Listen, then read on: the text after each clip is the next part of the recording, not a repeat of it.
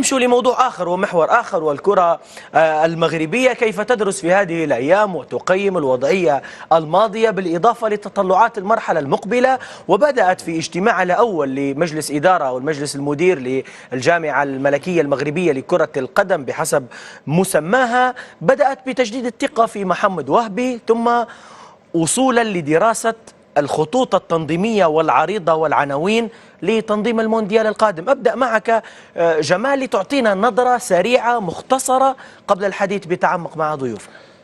كان هذا يعني الاجتماع المكتب المديري للجامعة الملكية المغربية لكرة القدم، كان سبقاته ندوة صحفية لمحمد وهبي للتواصل مع الصحفيين والتواصل أيضا خلالهم مع الرأي العام، فأولا للتقييم، للإجابة على العديد من الأسئلة، تقديم أيضا إضاءات، وأيضا لاستشراف المستقبل يعني بخصوص المرحلة المقبلة. ثم بعد ذلك بعد يومين يعني عقد اجتماع المكتب المديري للجامعة الملكية المغربية لكرة القدم، وجدد مرة أخرى يعني الثقة في محمد وهبي، علما يعني تجديد ثقة وإشارة معنوية، لأن عقد محمد وهبي يمتد إلى ما بعد مونديال 2030، ولكن أيضا إشارة معنوية، إشارة رمزية فيها أيضا أنه الحصيلة بالنسبة للمنتخب المغربي في المونديال أنها كانت حصيلة إيجابية، كان فيها إشادة أيضا بالمدرب، إشادة باللاعبين، إشادة حتى يعني بالجمهور وبعائلات اللاعبين، مع أيضا طموح يعني المرحلة المقبلة، وأنه الحفاظ على المكتسبات، يعني الأساسي هو الحفاظ على المكتسبات ثم التطلع لما هو أبعد يعني في المرحلة المقبلة. كابتن فتحي، باختصار شديد نشاهد اليوم حديث عن تقييم ثقة استراتيجية قادمة. شوف، نتفرج في الصور نتاع اجتماع نتاع الجامعة الملكية المغربية للتقييم على المدرب محمد وهبي، تتفرج في الاجتماع تكون مجلس وزراء، تكون مجلس وزراء تفرج معناها فما تقييم. وعلى شنو يتحدث سي عبد اللطيف؟ يتحدث على كأس العالم 2026 ما زلنا ما لعبناش، يتحدث على كأس العالم 2030.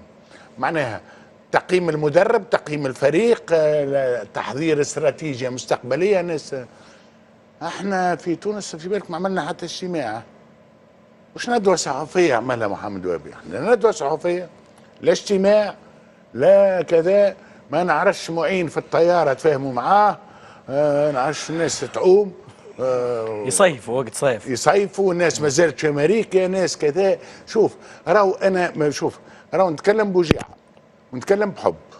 شنو معناها وقت اللي نقول ما فما حتى اجتماع ولا هنا ونظرة وكذا تقولش عليهم مجلس وزراء؟ شنو معناها؟ معناها تحترم شعبك، معناها تحترم الجمهور المغربي. انا اللي طالبه من المسؤولين في تونس احترموا الجمهور التونسي، احترموا الشعب التونسي فقط.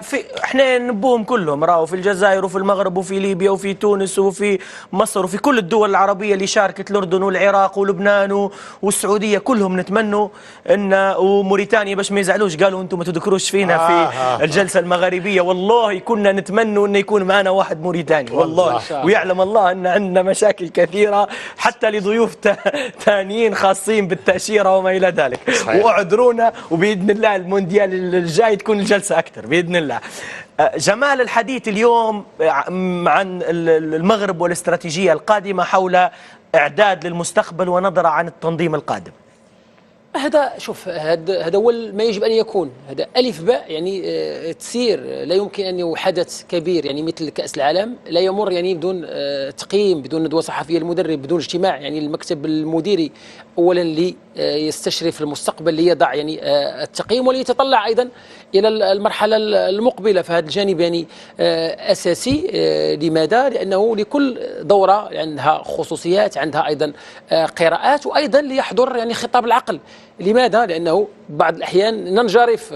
المنتخب المغربي لعب دور نصف نهائي في كأس العالم 2022، صحيح سقف التطلعات يكبر، ولكن أيضا الربع النهائي أيضا يعني إنجاز، أنه تحافظ على المكانة مع أيضا التطلع للمستقبل ورفع يعني سقف الرهان. ولكن سقف الرهان طبيعة الحال ليس بالكلام فقط، وإنما بالعمل يعني المتواصل، بتطوير بجودة أكثر على مستوى منظومة التكوين، بجودة أكثر أيضا على مستوى الاختيارات، بثقة أكبر يعني في مدرب وفي طاقمه التقني، وبفهم أيضا يعني العملية بشكل عام.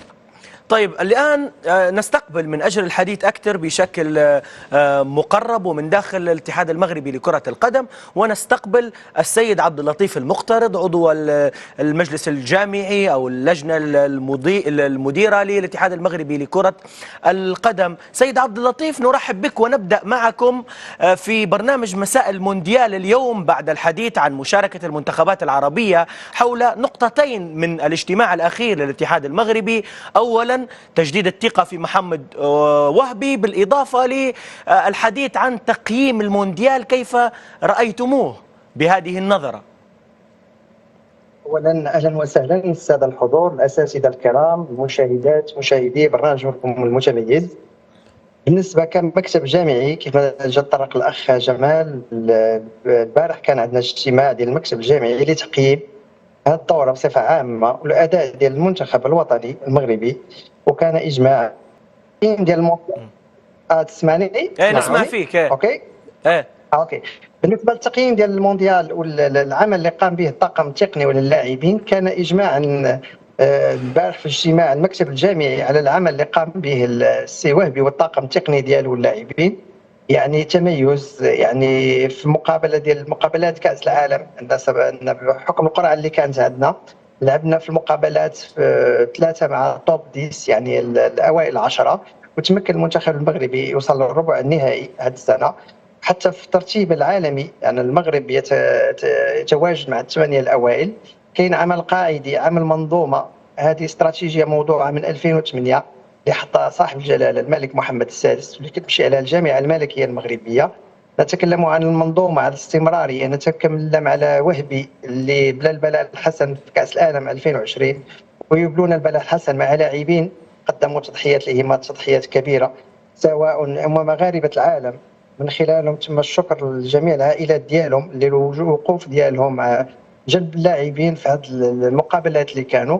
وكان تركيز الشكر للجماهير اللي حجت بكثره من جميع المناطق العالم باش يكونوا ورا الفريق. كان التقييم وتقييم جد ايجابي بحكم المسار اللي كان عنده، بحكم التنقلات اللي كانت عند المنتخب الوطني.